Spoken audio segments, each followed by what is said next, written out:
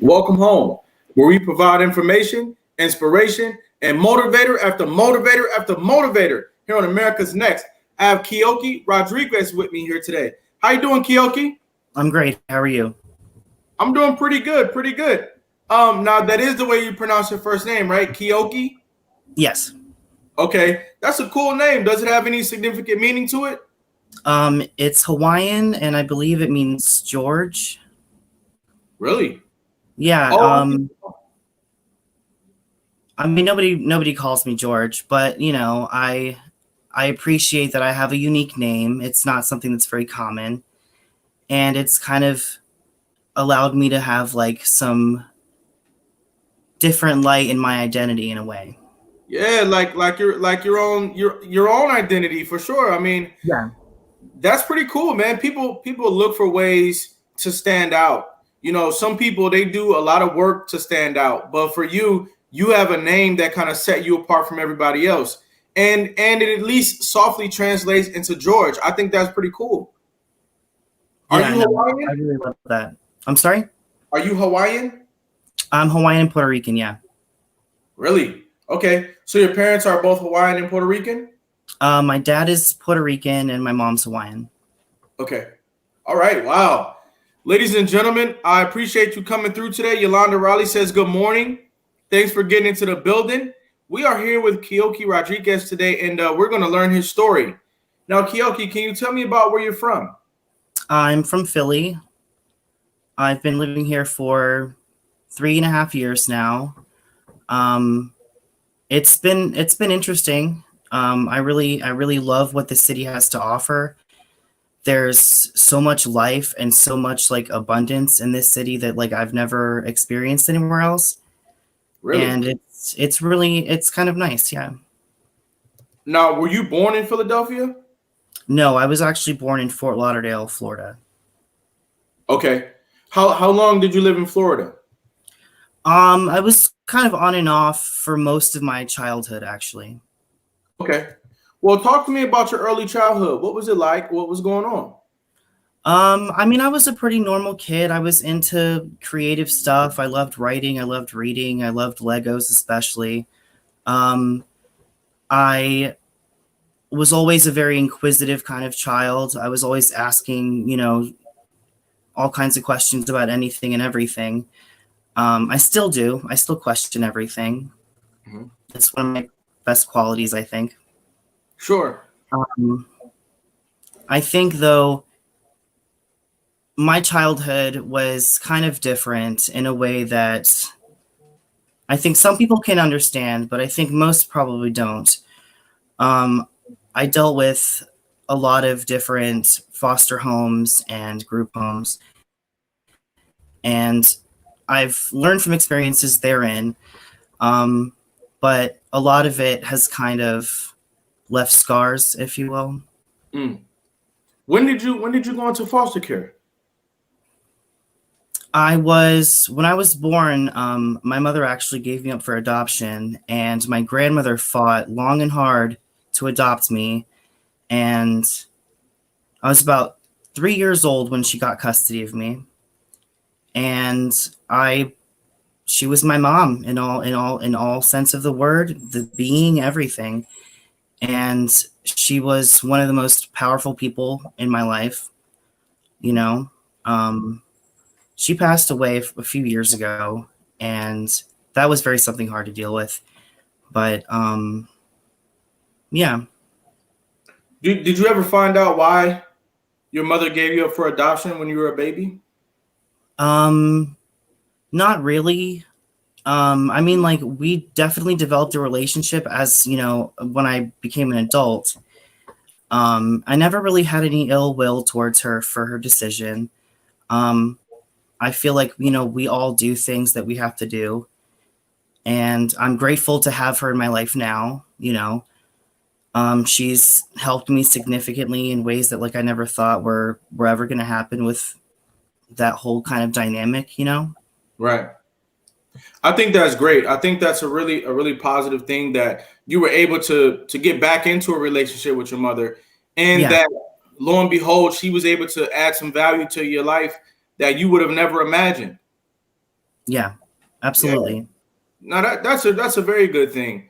Now, what were some of the things that you learned from your grandmother, living with her and seeing her as your primary guardian? I'm sure there were some things that she taught you.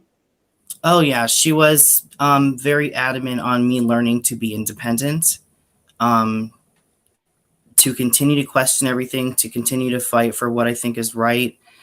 Um, she taught me how to cook. I love cooking. I always go to the market in Center City here, and Mhm. I'm always just kind of messing with stuff and just kind of having fun with it. What did she teach you how to cook, man? Come on, let's be serious. Um, my favorite thing, I don't remember too much, but I do remember this because it was like my favorite thing growing up. They were empadillas, which are corned beef, sofrito, and a little bit of green olives. Okay. And it's like a, pastry kind of filled pastry. And it's just, so there's so much Wow. flavor and it's just awesome. How do you spell that? What's it called? Empadilla, How you spell that? Empadilla, I believe. Okay, now that's pretty cool. I never heard of that, man. I Yeah. thought when you first said it, I thought that you were going to say empanada, but I mean, no. it's the same kind of thing. Um, but I think, Puerto Rican culture has made it into something a little different than an empanada. Mhm. Now that's cool. You have brothers and sisters? Um, to be honest with you, I really don't. I'm really not sure, actually. That's not something I've ever talked to my mom about. Um, I know that we have a large family, but I don't know the extent of it. And where was your father? My dad actually was living in New York City when I was being raised by my grandmother. We developed a relationship in my teenage years, and I was very kind of cautious, but I was like, my dad loves art and music and science and learning, and he loves history, and I love all that stuff too, which are kind of things that you don't think about when you like talk about like inheriting traits from parents. Like, it's kind of weird how it kind of works out like that. Mhm. Sure. But my relationship with my dad was really heavily bonded over music, and I cherish music to this day. It's a very powerful thing. Wow. I mean, do you ever think about the importance of getting to know like the rest of your family? You at least you know you have a big family, but have you ever thought about the importance of finding out who some of them are, connecting with any of them? Um, I know I have family in Hawaii that I've talked to. Um, it's just like, I'll be honest, like sometimes it seems like it's really messy and like my emotions kind of get, you know, easily in the way of things. Mhm. But I would love to. I would definitely love to get to know my family.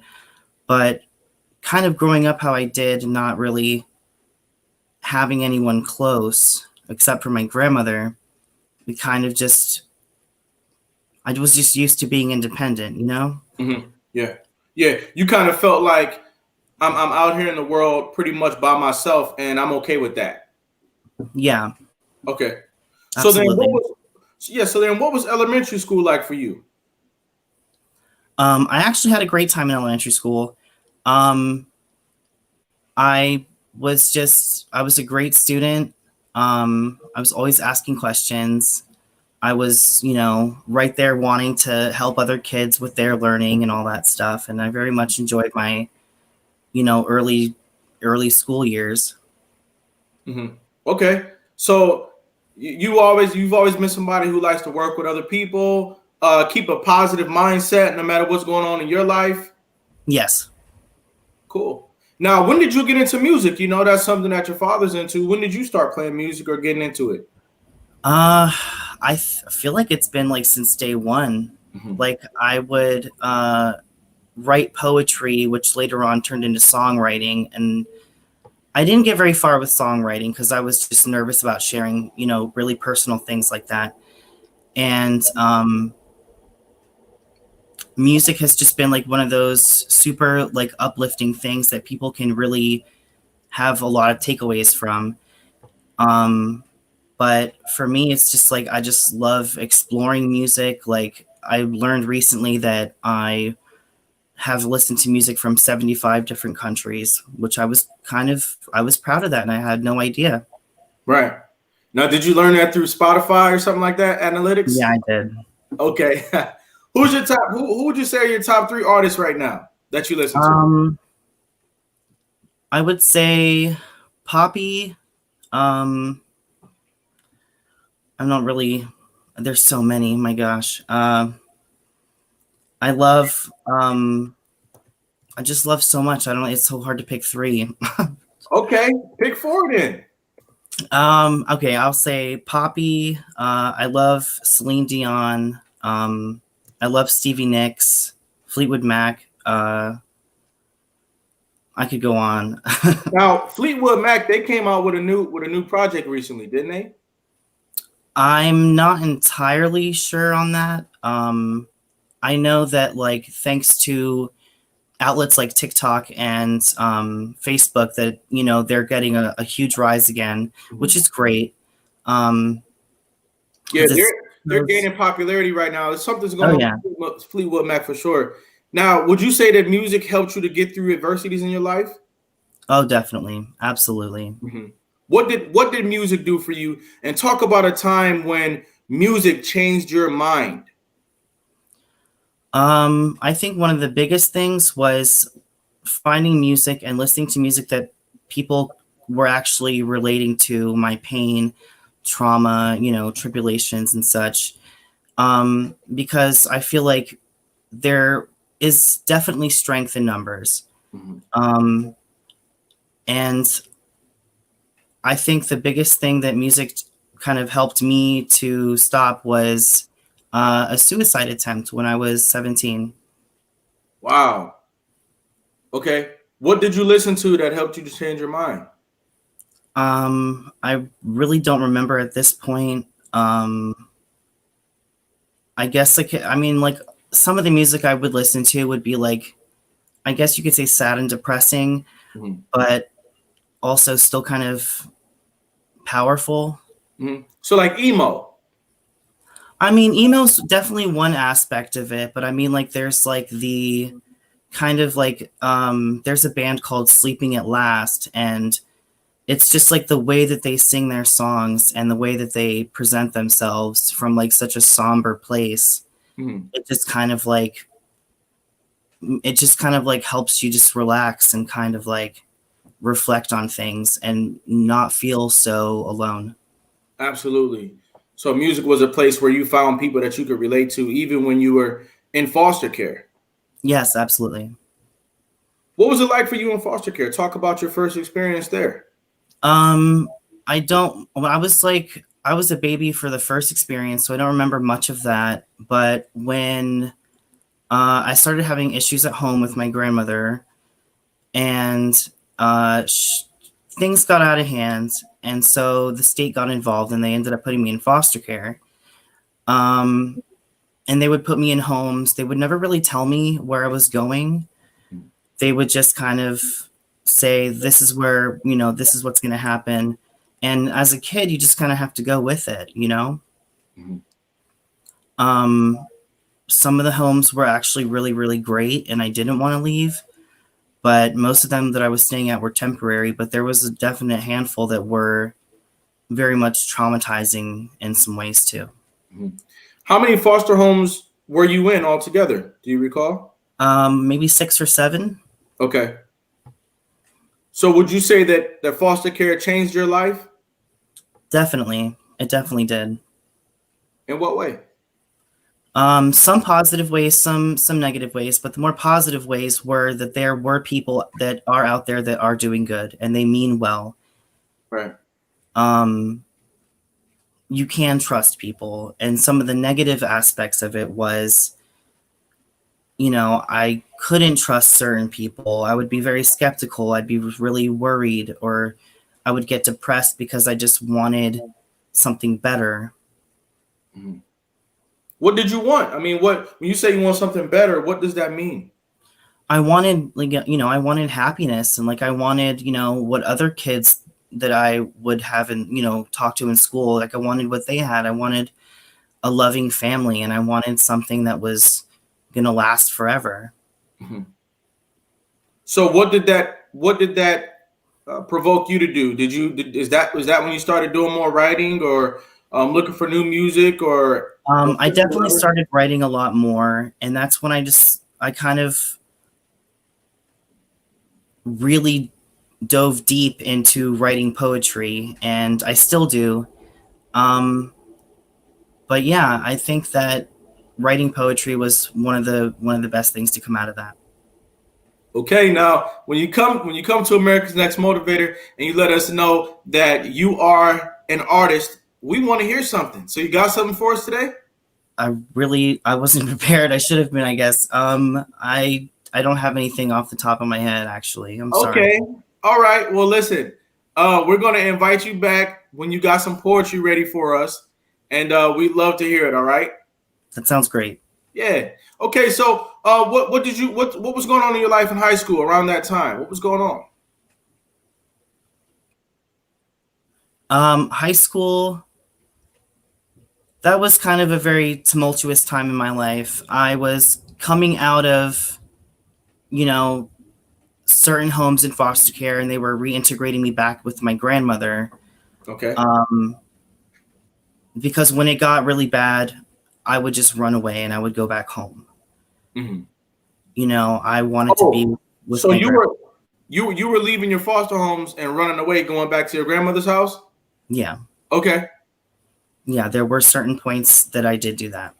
Mm-hmm. Did you ever consider that it was dangerous for you to be running away?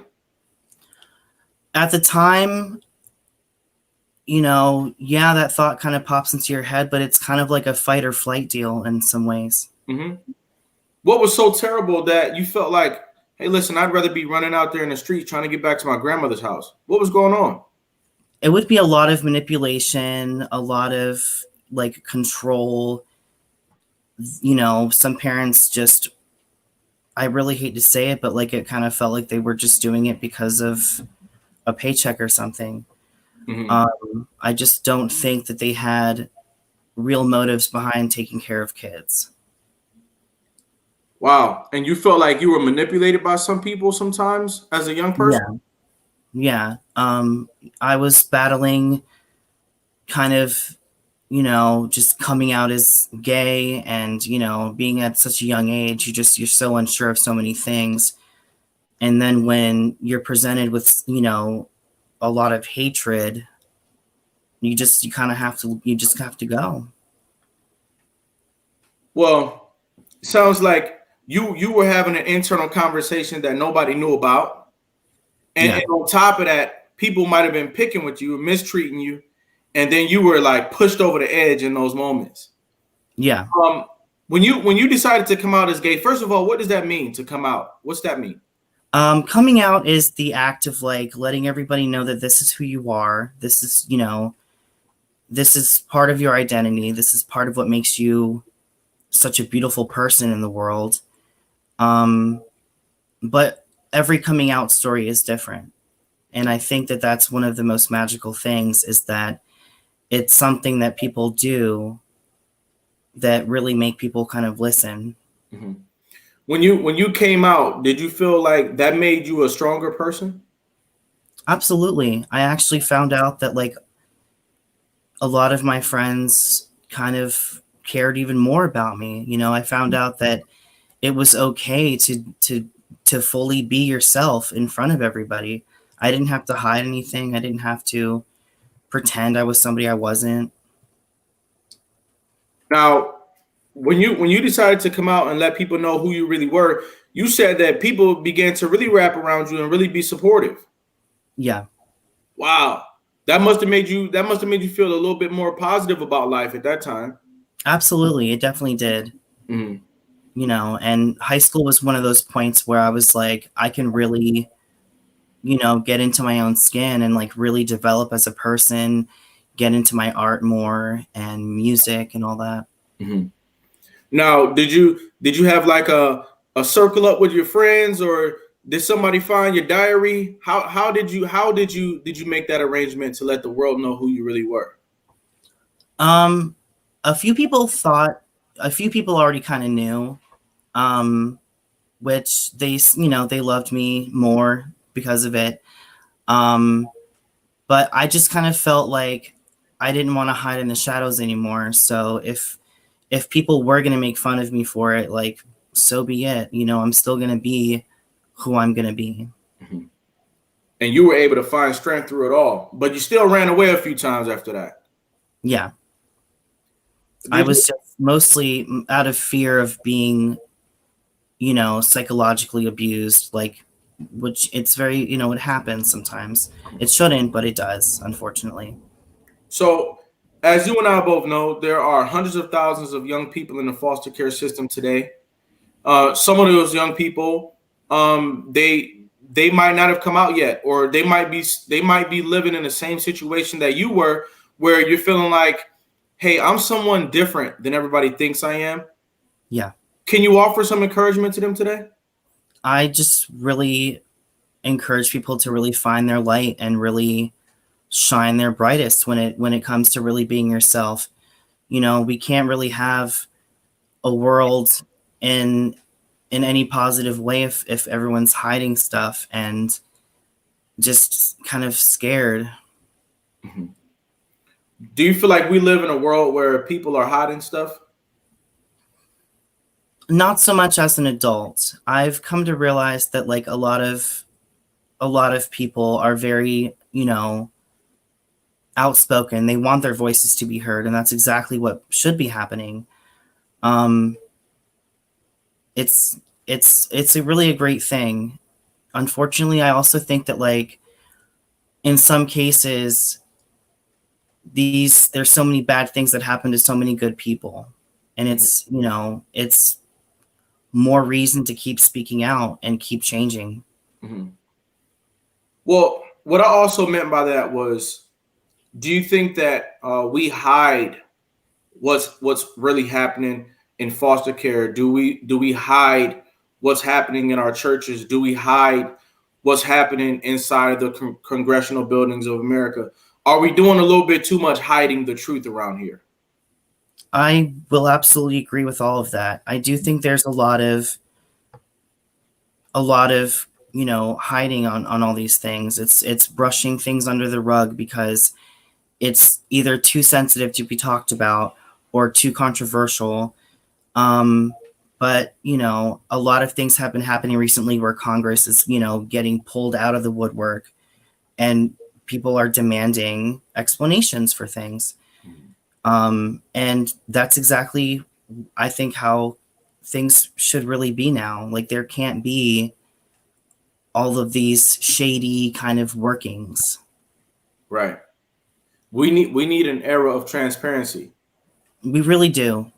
Yeah. We really do.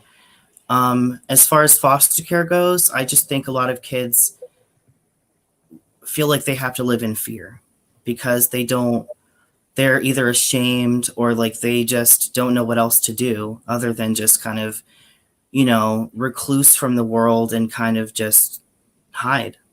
Mhm. My heart breaks for young people who feel like they need to hide, and I want to let young people out there know that it's okay to be who you are. Yeah, Look for somebody who wants to talk to you. Talk to a counselor, talk to your child care staff, whoever you can find to have a conversation with about what you're going through, and find a way to work through it. So many things can be made better with a conversation. absolutely. So many things can be made better by you writing down your feelings and evaluating it now and later. But when you just try to deal with it by yourself, and it does something unhealthy on the inside of you, I think that's where we get the worst outcomes, and that's what we want to stop. Yes, absolutely. It's called turning a blind eye. Yeah, that's the Yeah, word I was looking for. Yeah, we do too much turning a blind eye, you know, and I think that particularly young people in the foster care system, they're going through a lot right now, and we're not talking about it unless we have a conversation with Keoki Rodriquez. We're not finding out enough about it unless we talk about foster care and put a name on it. Yeah. Say what it is that you want to talk about. We live in an era where everybody's communicating. We can't be afraid to address certain topics. All the topics need to be addressed, and everybody needs to get out there. Yes, absolutely. So now, did you graduate high school? No, I actually ended up dropping out. Okay. What was it like for you when you dropped out? Well, I dropped out because I wanted to take care of my grandma. She got really sick. And so I was working wherever I could to like help make ends meet. So that kind of ties into how and why I went back home so many times, because I knew, that things, were going to get progressively worse for her. And I couldn't let her go through that alone. Right. Can you talk about the reality of caring more about somebody that you love? In this case, it was your grandmother. Caring more about your grandmother than you care about school, your future, your own well-being, because you've been in and out of foster care. You've been shuffled around. You got this one person that you love, and you love this person more than anything else in your life. Yeah. Well, there was a quote that I have seen on Instagram from Breaking Code Silence, and it was, "We dreamed that one day we would be saved. We never thought that we would one day be saving ourselves." Meaning like former foster youth and, survivors of childhood trauma, like myself, talking and putting a name on things, like you said, is what really is going to help. Absolutely. Hashtag Breaking Code Silence. Ladies and gentlemen, we're talking to Keoki Rodriquez. He has a story to tell. We're learning it, we're listening, and we are inspired. We'll be right back after a brief message.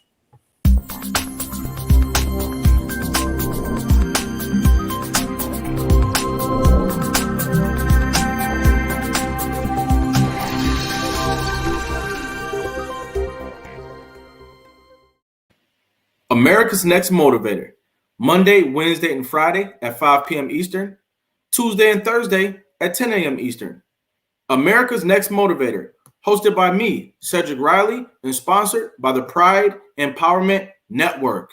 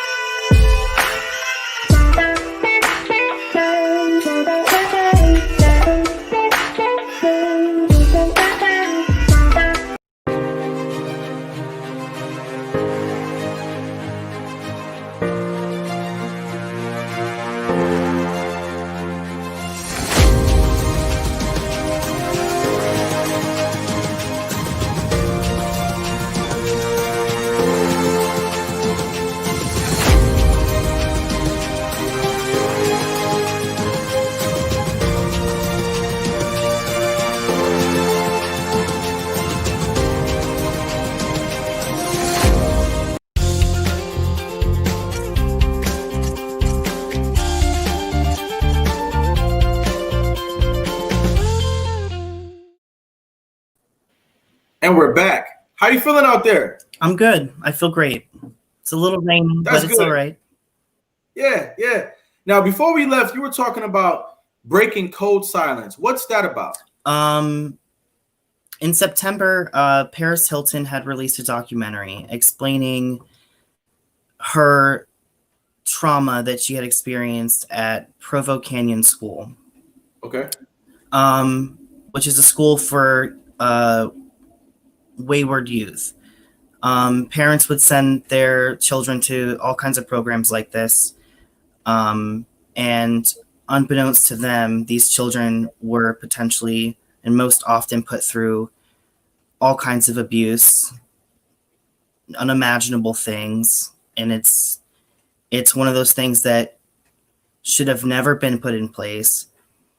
And I understand that some of these places do or did mean well. Unfortunately, things happen as things do. And, you know, the abuse in these places it was just staggering. And it just cannot be like that anymore. Mm-hmm. So you were inspired by the documentary that Paris Hilton created.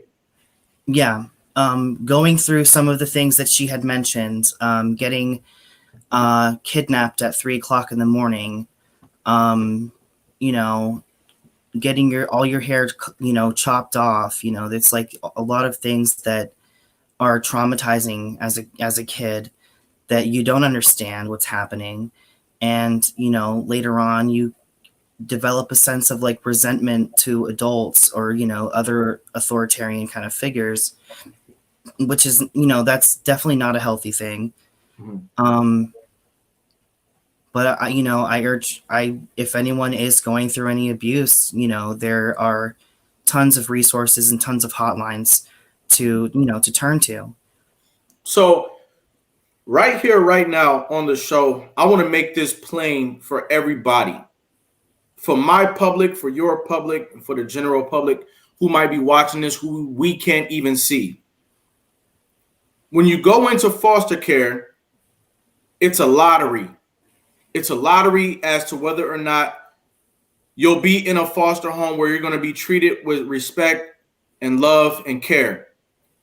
But when you go into a group home setting, this is a large estate where there might be between 30 and 120 kids there or 300 kids there. It can be an absolute grinder. Yeah. And when I say grinder, I'm talking about young people's lives being mangled, their cage being shaken, and their whole reality being distorted. Yeah. Because it's not just about your life story anymore, how you couldn't stay with your grandmother anymore, and now you just need a place to stay. Now it's about the 20 or 30 other people who live with you who are picking on you because they're trying to figure out how to grow up. They're trying to use you as a sounding board for their own masculinity or femininity. You're in a cauldron of influences. Everybody's pulling and tugging on each other. Everybody's on different medications. Yeah. And so what we have to raise awareness about is that the group home setting, the residential treatment care setting can be a grinder. I'm not saying that all applies to every. Some people are having a positive experience in those environments, but a lot of kids are not. Yeah. And even for the young person who is having a quote unquote positive experience, their life is still being impacted by dozens of people who they didn't know before they got there. Yeah. Sometimes you might have been going on a field trip, but you can't go on a field trip now because these other two kids are fighting. Sometimes you might be having a good day, but then you get beat up on your way to school because somebody doesn't like you for an arbitrary reason. Yeah. These are the types of things that Keoki is talking about. Sometimes young people who are in the system, and more often than not, on residential treatment centers, group homes, are right in the middle of the USA, are preyed upon sexually. Yeah. And it's like, oh, be quiet because nobody else wants you. Oh, be quiet because you have nowhere else to go. Be quiet or else so-and-so is going to beat you up for snitching. Mm-hmm. And so that's what I hear you saying today is that no more being silent. No more being silent about the ways that we are being mistreated in the foster care system, the way that we are being mistreated in the child welfare system. No more being silent about it. Absolutely. It really starts with, these people that are, placed in control of these facilities, whether it be, foster home, group home, just, anything. I really think anything having to deal with, taking care of children, it definitely, it takes a certain person. You have to want to do these things, and you don't, and it can't come from a place of kind of like selfishness. You have to do it from like the goodness of your own heart. These are little minds, little souls that you are blessed to take care of, and you have to protect them. You have to teach them. You have to let them grow. You can't snuff out their light because of something that's different from what you are or what you Right. experience. Right. And it's not always little people. Sometimes, a lot of the times, you're talking about 16-year-olds, 15-year-olds, Yeah. right? Yeah. 17-year-olds, people who are strong enough to really do damage to somebody else, either with their mind or their body. We got to start talking. We have to start talking about what's going on. We have to start speaking out, and we have to start listening. Absolutely. So now, Keoki, what is it that you want people to know about your experience? What is it that you want the world to know? If you never got a chance to speak again, what is it that you want us to know about your experience? I want everyone to know that my negative experiences did not hold me back. They were, in fact, more fuel for me to be successful in life. And I want that to be like the biggest takeaway from everything. Absolutely. So you will not be stopped. No. You will not be stopped. Now, do you ever see yourself creating a documentary the way that Paris Hilton did? As an artist, we have a lot of unfinished projects, I will admit. It's kind of a workplace hazard, if you will. Uh-huh. But that is definitely one thing that I've thought about. A lot of my writing after watching this documentary has been geared toward, empowerment of children, and like making sure that, because they're children, their voice doesn't matter any less than anybody else's. Absolutely not. Not at all. Everybody's voice is important. Absolutely. Everybody's voice is extremely valid. We need to know what people are saying. We need to know what people are feeling, without a doubt. So now, what are you doing in your adult life, your young adult life? What you got going on, man? Well, pre-COVID, I was working as a florist, and that's something I never really imagined myself to do, but I found profound enjoyment in doing it. Just, simply creating something for someone that, is sick, or just, in celebration of something, or, even for a funeral, it's something sad. It's something beautiful that I can present to someone. And I really enjoy that about my work. Sure. So now you create flower arrangements. Mm-hmm. Wow, what goes into that? It's not just grabbing a bunch of flowers and putting a bow on them. You have to know like composition and like, the color wheel and, basic kind of stuff. But I really think anyone could do it. It's a fun thing to do. And I'm hoping I get my job back doing that. But it's just it feels so nice to do something like that. And I think that there can be so many opportunities where we can provide little pieces of heaven. Mm-hmm. Do you ever feel inspired by the plants? I do, actually. Yeah, I wasn't really a plant person until I got that job, and now I'm always telling my friends to like get these plants and like look at these ferns, and it opened up this kind of thing in me that I didn't know existed. Mm-hmm. And I love learning about myself, and that was one of the biggest things that I've enjoyed. I think that we all need to discover the power of flowers. Yeah. When I made that comment, you just grab a bunch of flowers and put a bow on them. I was being playful there because Yeah, because what I understand about flowers is that they are a very, very powerful member of Yeah, life here on Earth. yeah, They're a very powerful very. member of life on here on Earth. They do have a lot of symbolism. A lot of roses mean a lot of different things. Yellow is for friendship and support. Red is, love and affection.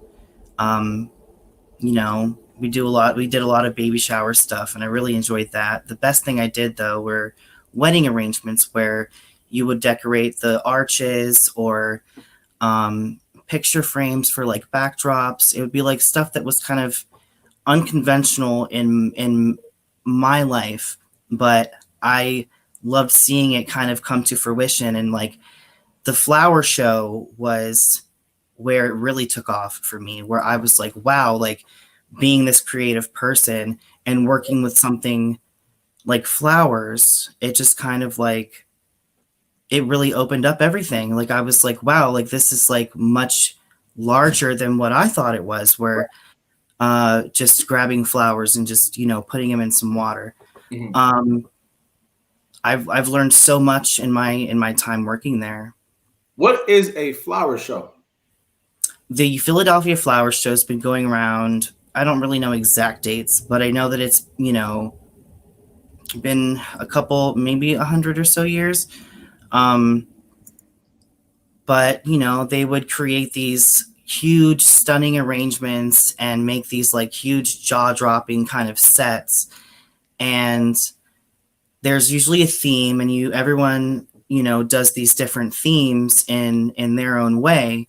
So you get to see how all these particular people showcase, what that theme is and what it means to them. That's pretty cool. Now, my thought about flowers are these. You can speak to them. Mhm. You can give them water that has been altered by music. Mhm. Some flowers you prune, some flowers you don't prune. Flowers communicate with one another. They drift. Some flowers are more aggressive than others, and I'm talking about plants as well. Yeah. Flowers, plants. There's a whole lot of different characteristics. So it's actually it's a huge industry.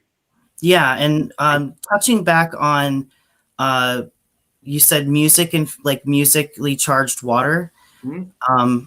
I remember somebody doing a kind of experiment, if you will, where they were talking positively to one glass of water and talking negatively to another glass of water, and they would still water the same two plants, and one of them would flourish, and that happened to be the one that was receiving all of the positive, charges in that water. Wow. And it's crazy. It sounds crazy, but honestly, it proves that, there's power in words, there's power in thought, there's, it wouldn't be called willpower otherwise, right? Mm-hmm. Yep. Okay. So now when we need a flower arrangement done, we can call you, right? Sure. Where's your flower shop located? The flower shop is Robertson's Flowers and Events. It is in Windmore. Okay. It's a little outside of Philadelphia. Mhm. They've been in business for a little over 90 years, actually. Okay. How are you feeling about everything that's going on out there in Philadelphia right now? Um, it's tragic that the things are happening the way that they're happening. Mhm. I'm a strong believer that Black lives matter, Black voices matter, Black businesses matter, and I've always supported that belief. It breaks my heart to see destruction in my city. As much as I try to sympathize with, people, like it's hard to sympathize on destruction of your own city. So people are destroying stuff out there? Yeah, we've been we were under curfew at 9 p.m. yesterday because of the looting and violence that's taken place. Unfortunately, I don't watch very very much news because I have a smart TV, so I pretty much subscribe to different things. But I've not watched the local news about Philadelphia. So can you just paint a picture of what's going on out there? A man by the name of Walter Wallace Jr. was shot, and he died because of those injuries.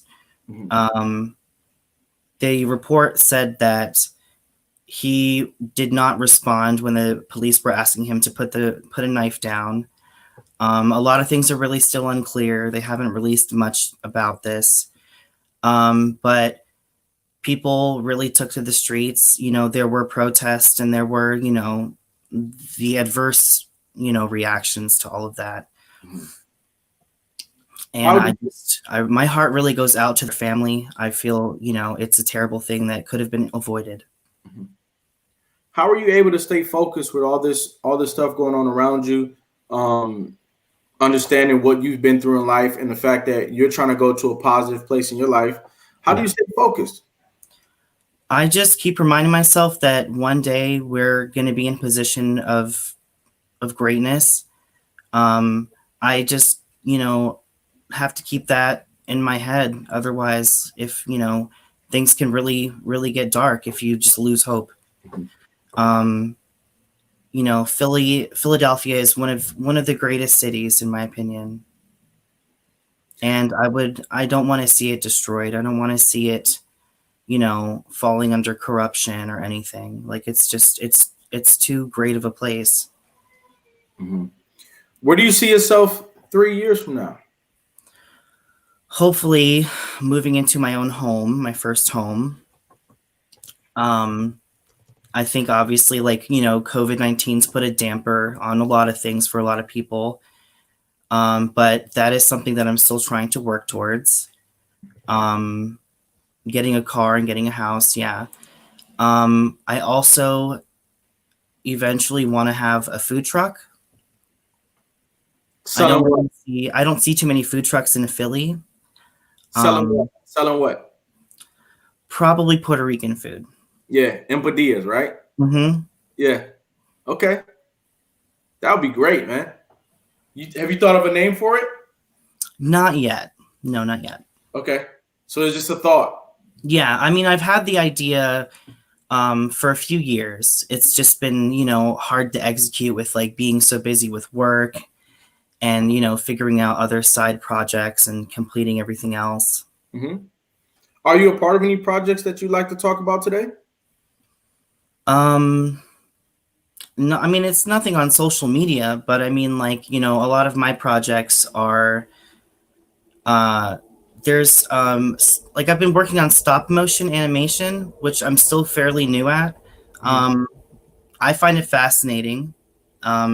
It's tedious for sure. You have to move everything a millimeter, and just keep rolling with that. But that's one of my biggest projects. I want to I have a story that I've written, and it's about a girl who, much like my situation. So I guess it's my story just told a little differently, where she feels like she can't escape her reality. So she creates her own reality. Oh. So it's kind of like a little twist on Alice in Wonderland, a little twist on Coraline. I love that movie, Coraline. Yeah, it's definitely one of my favorites too. Yeah. What was it that you liked so much about Coraline? Just that, very much like me, going through something that was so traumatizing and not understanding everything, she came out on the other side strong. Yeah.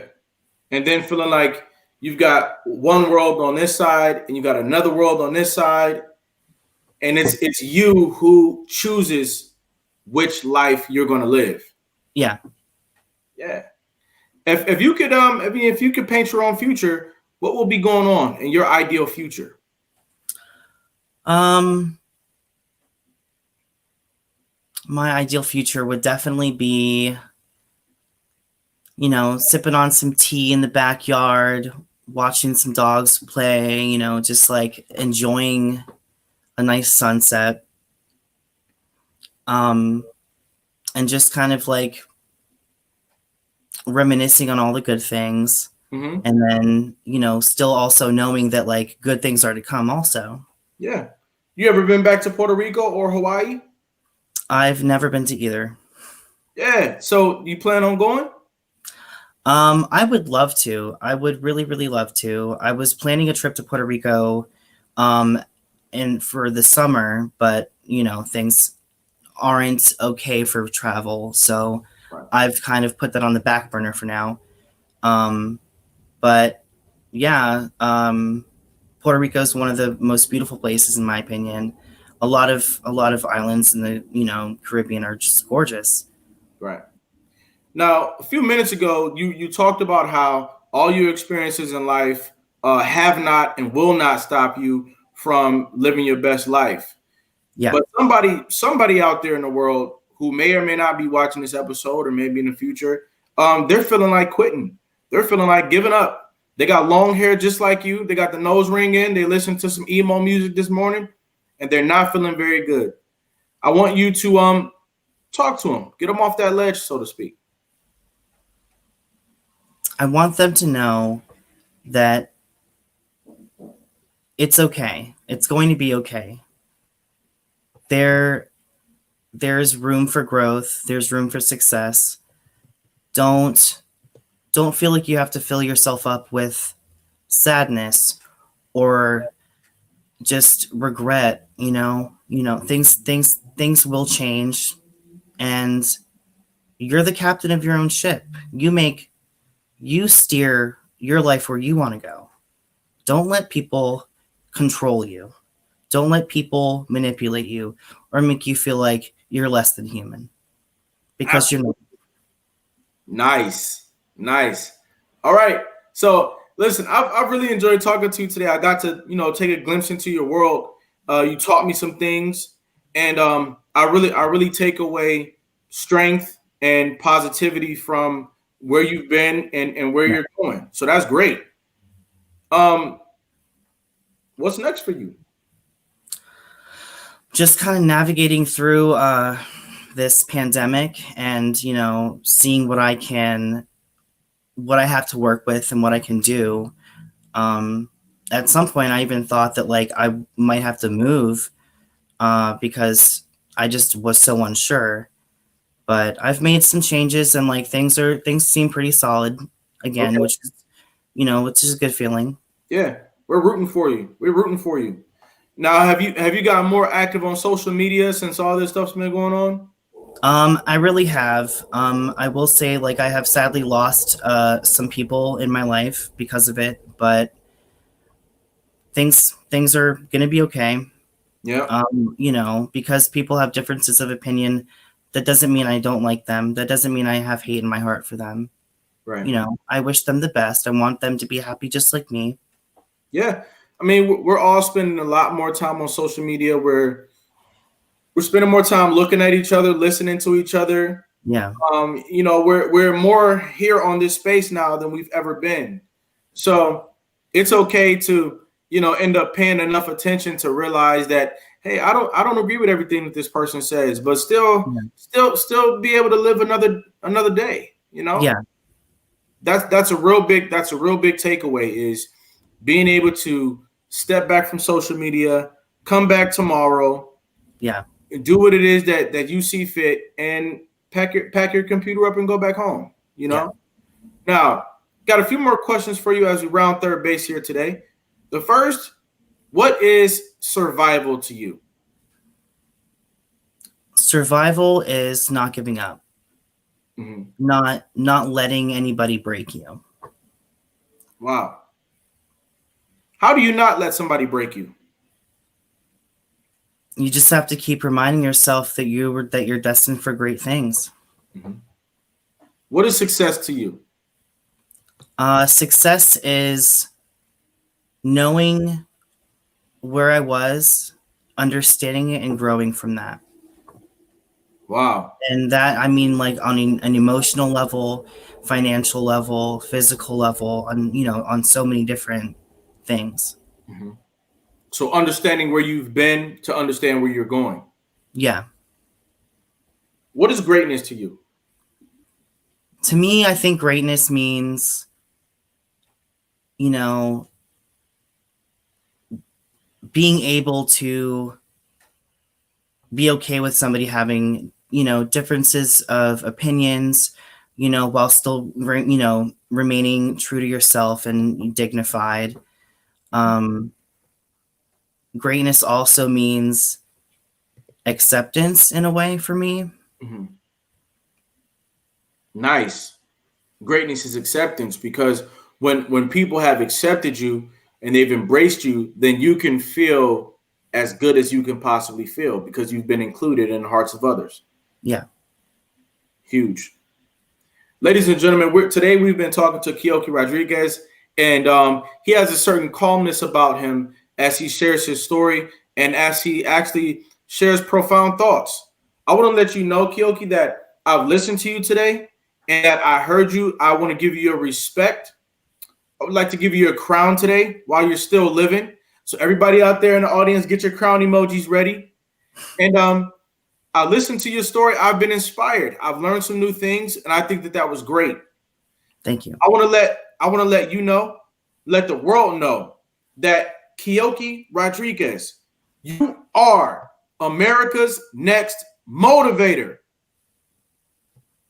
All right? Thank you. You're very welcome. Thanks for stopping by today, okay? I'll see you again soon, hopefully. All right, see you soon. Thanks, man. Bye. Bye. Ladies and gentlemen, there you have it. Listen, I know that there's a lot of things going on in our country right now. There's different things going on in your life as well. Let's stay focused. Continue to return here to America's Next Motivator.